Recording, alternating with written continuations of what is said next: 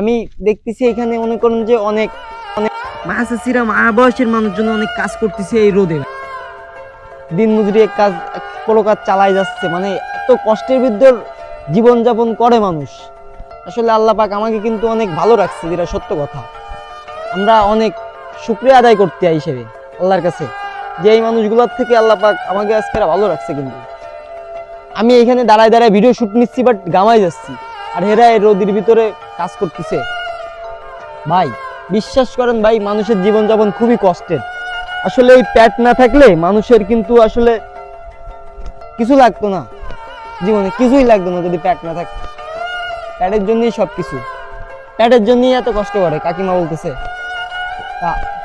যেটা আর কি বলতেছিলাম, হ্যাঁ পেট যদি না থাকতো তো আজকে এত কষ্ট করা লাগতো না, লাগতো। আজকে পেট আছে বলে এত কষ্ট করতে হয়। কষ্ট দুঃখ মিলেই সবকিছু এক কথাই, মানে মানুষের সাথে থাকা, সুন্দরভাবে জীবনযাপন করা, সুস্থভাবে, মানে মানুষের মতন অসুস্থ না ভাই, সুস্থভাবে জীবনযাপন করা আলাদা একটা কাজ করে ভাই মনের থেকে। 500 টাকা নিয়ে ভাই কিন্তু সংসার খুব সুন্দরভাবে জীবনযাপন করতে পারে। হয়তো ভাই এর ভিতর সুখ শান্তি আছে, মানসিক শান্তি আছে। একটা মানুষের ভিতর কিন্তু মানসিক শান্তি না থাকলে সে কখনো মনে করেন যে ভাই সুখ শান্তি দেওয়া পায় না। হাজার হাজার টাকা কামাবে, উড়ে ফেলাবে, ও বুঝতেই পারবে না যে কিভাবে উড়লাম, কিভাবে ভাঙলাম, কিভাবে ধ্বংস করলাম।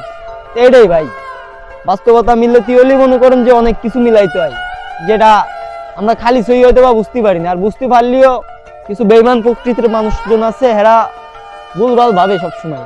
একে মাইন্ড এত খারাপ ভাই বলার মতন না। তোমাদের মাইন্ড টাইন্ড ঠিক করো, ঠিক আছে? মানুষের প্রতি অনুপ্রেরণা হও, মানুষের প্রতি মায়া জমাও। মানুষ যদি মানুষের মায়া না করে ভাই, তা কেউ কিছু করতে পারে না ভাই। মায়া করতে হবে এক কথায়।